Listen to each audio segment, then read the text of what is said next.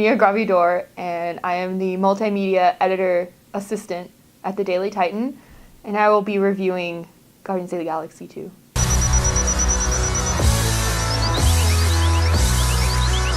Showtime, a-holes!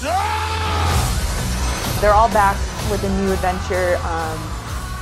The main kind of problem is that Peter Quill, or Star-Lord's dad, comes back and wants to reunite with him even after he abandoned him and his mom had cancer. She died. So that's a whole new thing. And there's other subplots around there too, but that's the main problem, is that they're going to go find his dad, and his dad wants him back in his life. And Peter Quill's like really happy about it, but everyone else is still kind of weary because, you know, it's a little sketch that he's coming back. We have Mantis, which is a new character. She is half human, half praying mantis. She lives on the planet that Star-Lord's dad is. And then Star-Lord's dad, his name is Ego. He is a living planet. That is not a spoiler because it's in the trailer. We also are reunited with Nebula, which is Gamora's sister. Yondu's back as well too. He has a more prominent role in this film, and he's back with the Ravagers. So honestly, I thought Baby Groot was going to be the worst part of the movie because, you know, I have these flashbacks of like watching a Minion movie, and they try to take the cuteness and like overload it, but honestly, Baby Groot was pretty funny. I mean, he still had that like little baby voice, which was, I don't know, off-putting, but he does like these like more adult things in such a tiny body. I think that really put it off. Where do I start? So really the first movie was really about, the main theme was really about friendship and them getting together and trying to figure out how to work with each other with such different personalities, and they all hated each other. But now in the second movie, it really builds up upon that, showing how their friendship has strengthened, and now they're turning into more of a family. So more of the main theme of the second movie is more of a family-oriented.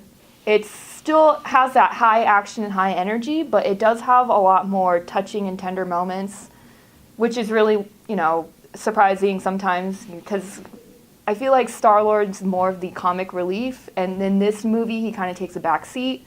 They show Drax a lot more, played by Dave Bautista.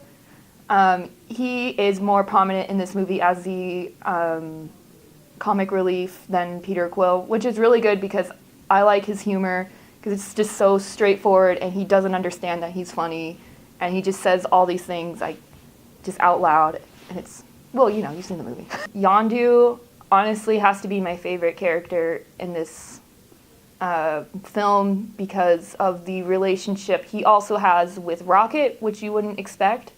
Rocky the Raccoon.